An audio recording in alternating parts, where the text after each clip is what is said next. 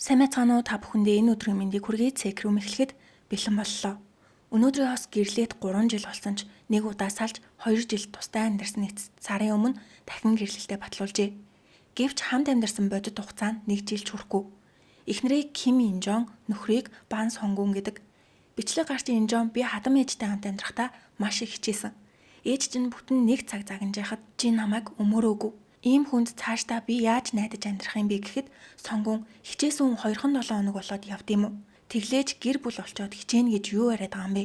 Ээж чамайг охин шигээ санаа тэгж хэлсэн байх гэхэд Инжон ямар ээж төрсөн охиноо 1 цаг тасралтгүй загнад юм бэ?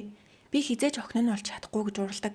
Инжоны ярьснаар баярын өдөр цас орж явахад нөхөр нь ажилдаа мотоциклаар явна гэж зөрүүлжээ. Инжон автобусаар яв. Би чамайг автобусны буудлын руу төхүүлээд өгьегээд гэрлүүгээ гадуур хувцас авахаар орох хооронд нөхөр нь мотоциклоо унаад явсан мэжээ. Ингээд ганцаараа гарч ирсэн ихнэр хадам ээж рүүгээ би гэрлүүгээ өөрийнхөө ээж рүү очиод ирье гэж мессеж өчөөд явсан ч буцаад ирэхэд нь хадам ээж нь Инжоныг нөхрөө дагуулж өөрийнхөө гэрлүү явлаа гэж уурлаж цагнасан байна. Сонгун баярын өглөө хадам ээжигээ орхиод явах нь зөв үү гэж уурлаж ээж нь Инжоныг 1 цаг тасралтгүй загнахад юу ч хэлэхгүй байснаас гадна явхаар хувцас аваад гарахад нь ярилцаж тайвшруулаагүй гин. Нөхрийн ихний асуудал ээжийн сайн хүү.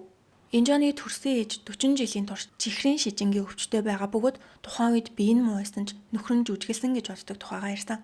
Гэтэл тэднийг салснаас 1 сарын дараа Инжоны ээж нас оржээ. Бичлэг гарч Инжон нөхөртөө чи сард 15 сая вон олдог гэж манай ээжид анх удаа золгохдоо ердөө 100 мянган вон өгсөн гэхэд Сонгун танай ээжид өөрийнхөө ээжид ч адилхан 100 мянган вон тогтоонд хийж өгсөн. Их мөнгө өгөх юм бол хадам ээжид дарамттай санагдах юм болов уу гэж бодсон. Цаашдаа өгөх мөнгөнийхөө хэмжээг нэмээд сайн хандах боломж байсан ч чи 2-7 хоногийн дотор бүх зүйлийг нураасан мэдтэй гэдэг. Энийг сонсдог хөтлөгч сард 15 сая вон олдог хүн анхны уулзалтаараа 100 мянган вон өгнө гэдэг арай юу гэхэд Сонгун тухайн үед бид уулзаад удаагүй байсан. Бас өөрийнхөө ээжид ч адилхан мөнгө өгсөн гэдгийг сонсдог хөтлөгч яагаад ээждээ бас тийм бага мөнгө өгсөн талаар асуухад ээж миний картыг ашигладаг байсан гэж хариулдаг. Нөхрийн дараагийн асуудал хамаатнуудаа өмөрдөг. Тэдний гурмын үеэр бэр их чинь Инжонтой тоочч мэдлээгүй. Инжон энэ байдлыг нөхөр нь өөрийг нь үл тоодог болохоор тэр үнчээс адилхан харьцаж байгаа гэж бодсон. Бас сонгууны тал хамаатнуудынхаа уулзалтыг төлөвлөөд бөөхөндөө сууж идэл нөгөө бэр их чинь төлөвлөгөөг нь сонсоод гэсэн юм байна. Энийг Инжон ганцаараа сонссон бөгөөд тухайн үедээ уур амьсгал эвдээд яах вэ гэж бодоод хилэлгүй өнгөрч дараа нь нөхөртөө хэлсэн ч манай бэр их чаяа тийм чимээ гаргадаг гэж өмөрсөн. Тэгээд энэ талаар ярихад Сонгун Инжонд чи манайд хэд хоног амьдарсан болоод бүгдийг нь мэддэг юм шиг яриад байгаа. Бид хоёр хоорондоо муудалцахгүй байя гэх юм бол чи манай ээжтэй сайн хандах хэрэгтэй. Өөр арга байхгүй гэдэг. 이렇게 안 부딪히려고 그러면은 결국은 어머니한테 잘하는 수밖에 없어 이 사람아. Нөхрийн дараагийн асуудал эмэгтэй хүн харахаараа харцаа салгаж чаддгүй. Бүр тэд шүүхтээр салхаар хүлээж байхдаа нэг эмэгтэйг хараад толгой нь тэр чигээрээ эргээд харчихсан гин. Бичлэг гарч Инжон энэ талаар ярихад Сонгун тэрэнд яагаад дургүй байдгийг гэж уралдаг. Одоо дагуулж харж байгаа бичлэгийг нь үзүүлээ заяа. 눈동자가 신문은 왜 이렇게 삼켜? 혀는 왜 자꾸 낼름? Мухагаад Сонгун би зүгээр л харсан. Тэрнээс ч араас нь дагаж гүгээгүй. Сайхан гоё эмэгтэйг харахад нүд аяндаа л очдог үсттэй гэдэг. 이쁜 여자 있으면 보게 될 수도 있지. 뭐 그러면 사람 눈이 가게 돼 있지. 또 이뻐서 볼 수도 있고. Бичлэг гарч Инжон чи надад өөр хүмүүстэй бити уулз сүмдээж яваад хэрэггүй гэж хэлдэг мөртлөө өөрөө сүмийнхээ 3 жимхтэй даамд далайн эрэг рүү хоол идэж зугаалахаар явдаг. Энд чин болзооны газар үсттэй ихэд Сонгун тэднийг зүгээр л машинаараа өргөж өгсөн. Миний танилуд 3 эмэгтэй нэг эрэхтэй явхад юу нь болохгүй байгаа гэж өөрийгөө өмөрдөг. 100 сарын баяраар сүмийнхэнтэйгээ уулзгаар явхдаа эхнэрээсээ ямар пицца авах вэ гэж асуухын оронд сүмийнхээ эмэгтэй рүү уцтаж ямар пиццаанд дуртай вэ гэж асуугаад тэр эмэгтэйгийн хүүхдийнхэн дуртай пиццаг авч өгсөн гин. Сонгун энэ талаар тэд өлсөжсэн болохоор юу идхийг нь л асуусан гэхэд Инжон тэр хүмүүс надтай үл үзэгдэх чиг харьцахад чи намайг өмөөрөх нь байтугай чи л тэнэг болохоор тэгж байгаа гэж намайг буруутгасан гэдгийг сонссон Сонгун миний танилуудын талаар битгий тэгж муугаар яриад тэд бол миний хүмүүс чи манай үрээлд орж ирсэн бол өөрөө хичээх ёстой гэж нөгөө хүмүүсээ өмөрдөг хэрвээ танай эхнэр эсвэл нөхөр таныг ингэдэг бол яах вэ? Нөхрийн дараагийн асуудал нэг уурлахаараа нүд нь эргэлдээд аимшигтай болдог. Инжон манай аав над руу хизээж дуугаан өндөрсөж чойгүй болохоор би анх удаа ийм зүйл үзээд маш их цочирсон гэдэг. Нэг өдөр Инжон ярилцах гэтэл Сонгун гитар тоглоногийн гараа явсан.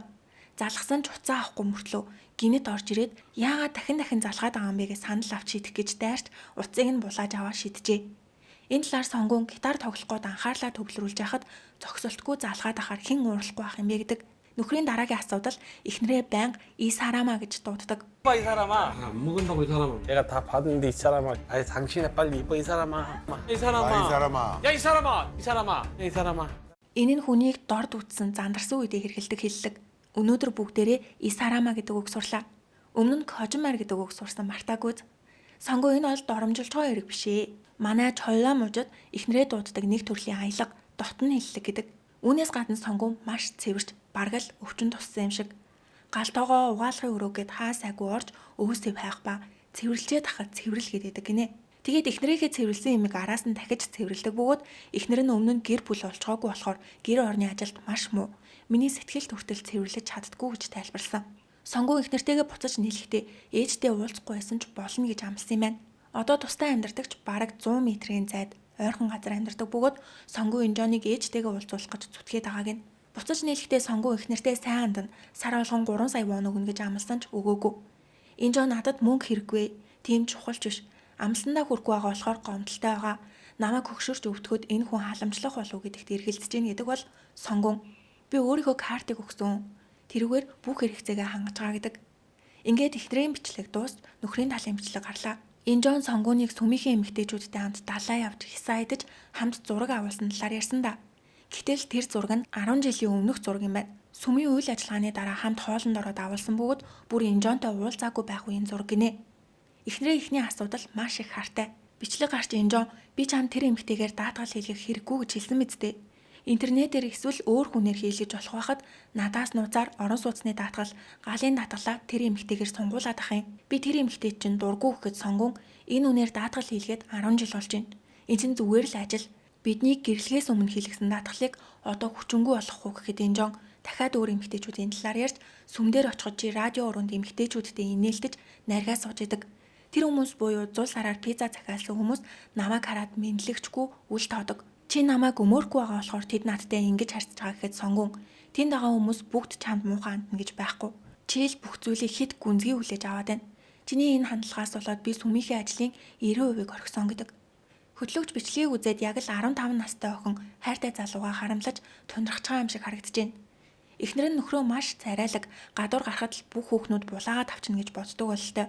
Гэтэл бодит байдал дээр сүмийнхэн болон танилуд нь нөхрийг чинь зүгээр л хамт ажилдаг гэр бүлтэй хүн гэж хардаг. Энэ бол зөвхөн өөрийн чинь толгой доторх төсөөлөл гэхэд сонгуун. Намайг нэвтрүүлгийн зохиолчтой ярилцаа сууж байхад эмэгтэй хүнтэй юу яриад байгаа юм гэд уурлаж гэртээ хараад 2 цаг хэрэлцэн. Тэр намайг бусад эмэгтэйчүүдтэй үг солихыг ч төвчдөггүй гэхэд Инжон би тийм өвчтөе юм бишээ. Чи өөрийнхөө бурууг хүлээхгүй намайг хартай болгож харагдуулж ийн гэж уурладаг. Бичлэг гарч Инжон буцаад нийлэхэд чи надад сар бүр 3 сая вон өгнө гэж амласан мөртлөө өгөх болгондоо уурлаж дургуутслаа илэрхийлдэг. Хэрвээ өгөх дурггүй байгаа бол тааснан дээр гэхэд сонгуун сар бүр 3 саяг өгнө гэж амлаагүй. Жилд 36 саяыг тааруулж өгнө гэж хэлсэн. Бизнес хийж байхад сар бүр тогтмол мөнгө орж ирэхгүй. Тэгээд ч чамд яралтай мөнгөний хэрэг байхгүй хахад заавал сар болгон авна гэж зүтгээд байгааг ч ойлгохгүй байна гэдэг. Эхнэрийн дараагийн асуудал хэд хэмнэлттэй. Сонгууны ярьснаар тэр гэртээ өмсдөг ганцхан бодволк, гадуур гарахтаа өмсдөг ганцхан хувцастай. Сонгуун Инжон маш олон брендийн хувцас авч өгсөн ч шошгыг нь салахгүй хадгалдаг гэхэд Инжон би шинэ үнэтэй хувцас өмсгөөр бохирдчих үедээ гэж айгаад тухгүй байдаг. Тэрний оронд 5,000 воноор авсан энэ хувцастайгаа хамгийн тухтай байдаг гэж ярьсан. Сонгуун бидний өрөм үнэхээр утгагүй болсон. Инжон интернетээс хятадд үйлдвэрлэсэн 30,000 воны хурмын даашинд захиалж авчираад өмссөн. Баглаа цэцгээж интернетээс захиалж 7 хоногийн өмнө ирээд хурмын өдөр гэхэд бүгд хатсан байсан.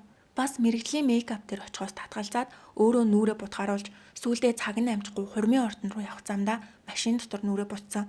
Хүмүүс сүд бүсгүй нүр яагаад ийм цагаан гурил шиг байгаа юм бэ гэж асуухад би үнэхээр ичиж хурмаа хаяад явмаар санагцсан гэдэг. Бас одоо үед хинч хэрэглэхээ болсон 9,000 дугаар барьдаг бөгөөд дата нь хүрхгүй болохоор үргэлж нөхрийнхөө утсаар зацуулж интернет орд юм байна. Инжон мөнгөө ингэтлээ эмндэг шалтгаан нь түүнийг их сургуулаа төгсөх үед гэрн дампуурч хүнд байдалд орсон бөгөөд тэр үед автобусны мөнгөө хэмнэхийн тулд алхаж гурвалжин кимбабаар хоолдог байсан. Тэр үеэс энэ за надад тогтсон байх гэхэд хөтлөгч таны сэтгэлийг ойлгож гооч хитрхи их хэмнэлт нөгөө үнэ ядраадаг. Ганцхан болох хурмын өдрөө 30,000 воны даашин зөмсөж нүрээ өөрөө буцсан нь нөхөртэй нь гомдолтой байхаас үр аргагүй гэдэг. Инжон би нөхрөө хамгийн гоё, хамгийн сайхан харагдаасаа гэж хүсдэг. Гэтэл тэр дандаа хар бараа хувц өмсөж сүмд явахдаа өмсдөг хувцаа ууланд явахдаа ч өмсдөг болохоор би өөр хувц өмсүүлэх гэж шахдаг гэхэд хөтлөгч та яг л ээж шиг наашилж байна. Өөрөө хамгийн хямдхан хувц өмсөж мөнгө хэмндэг мөртлөө нөхрөө гойж үгэнд орохгүй бол уралд юм байна гэдэг. Эхнэрийн дараагийн асуудал өдөрт 100-аас олон удаа утсаа авах хүртэл нь тасралтгүй залгадаг бөгөөд салах үедээ сонгуун эхнэрийнхээ утсыг блоклоод байсан болохоор нийтийн утас хайжгаад залгадаг байснаас гадна нөхрийнхөө машин дээр кофе асгаж дараа нь крем, зармиг хүртэл түрхсэн байсан гин. Сонгуун одооч машины хаалганы эрзэн завсраар тэр крем нь наалтаад хаалганы ихээр сонин дуугардаг.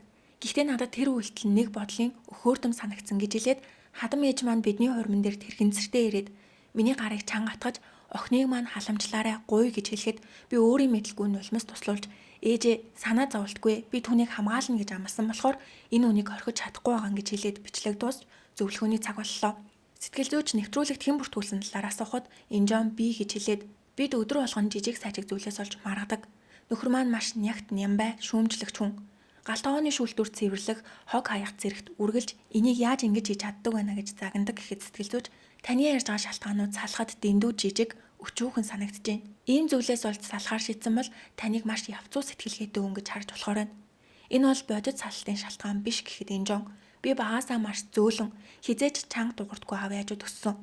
Нөхөр маань гаднах төрхөөрөө аавтай минь адилхан болохоор аав шиг маань намайг хайрлаж бүх зүйлийг маань хүлээн зөвшөөрнө гэж андуурсан.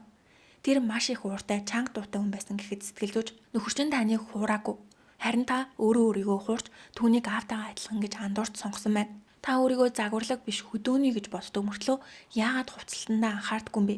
3900 оны хувцас өмсөж өөрийгөө гоёдгүй ирнэ нөхрөө бусад эмэгтэйчүүд рүү харахад үхтлээ хартахыг ч хараад гайхсан гэхэд Инжон манай гэр бүл дампуурч маш хүнд байдалд амьдарч байхдаа би 100 сая вон цуглуулахын тулд автобусны мөнгөг хэмнэж гоо сайхны бүтээгдэхүүн ч авдаггүй байсан. Тэр үеэс л ийм зантай болсон гэдэг. Сэтгэл зүйч та нөхрлүүгээ үргэлж салъя гэж дайрдаг. Энэ нь салахтаа биш харин нөхрөө үгүй би чамгүйгээр амьдарч чадахгүй гэж хэлж таныг зуурхыг хараад тэндээс таашаал авдагтай холбоотой. Та хаягдгаасаа үхтлээ айж байгаа учраас хаягдгаасаа өмнө өөрөө хайчий гэсэн тактик хэрэгжилж ийн гэхэд Инжон тэр намайг хайрладгүй зүгээр л гэрээ ажил хийх хүн хэрэгтэй болоод намайг дэрэгдээ байлгадаг гэхэд сэтгэл зүйч Инжоно сайн бодоод үз. Нөхөр чинь гэр орны ажил болон мөнгө олохдоо танаас хамаагүй илүү. Тэр таньгүйгээр сайхан амьдарч чадна. Өдөрт 100 удаа залхаж, машин дээр нь крем түрхэж, хурмай 30,000 воноор баалсан ийм эмэгтэйг хэн ч байсан хаяад цогтох байсан. Гэтэл тэр одоо ч таныг зураа салахгүй гэж хичээгээд байгаа нь хайр биш үү? Яагаад өөрийгөө олон нөхрөө ийм зовлон дунгааж түүнийг байнга тестэлж үзээд байгаа юм бэ? Энэ сорилтоо одоо зогсоох хэрэгтэйгээд нөхрийг оруулж яагаад ийм хэцүү эмэгтэйг хамгаалаад салахгүй гэдэг байгаа талаар нь асуухад тэр намайг маш их халамжилдаг. Бас өхөөрдмөр зантай. Одоо ажилгүй байгаа болохоор над руу хит анхаарад байгаа. Ажилтай болчих юм бол гайгүй болох байх гэж найдаж ийн гэдэг. Сэтгэл зүйч Инжонд нөхөр чинь үнэхээр агуу хүн. Тэр дуу чангатай гаднаа ширүү харагддагч дотроо таныг хамгаалагч дайчин л гэсэн үг. Хуримныхаа амлалтыг биелүүлэхийн тулд шүд зугаад хичээж ийн гэхэд Инжон би түүний уйлахыг хизээж харж байгаагүй. Тэр намайг хайрладаг гэдгийг мэдэрдэггүй ээж.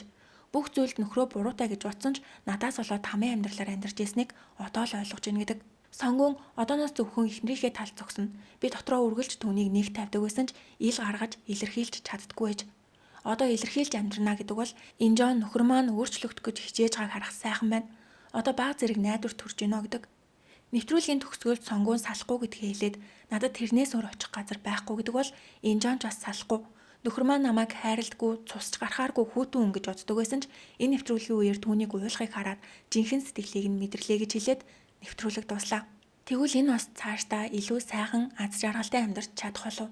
Юу гэж бодож байгаагаа комент хэсэгт бичээрэй. Бичлэг маань таалагдсан бол суугдаа лайк болон subscribe дарахаа бити мартаарай. Дараагийн бичлэгээр уулзтлаа. Түр баяртай.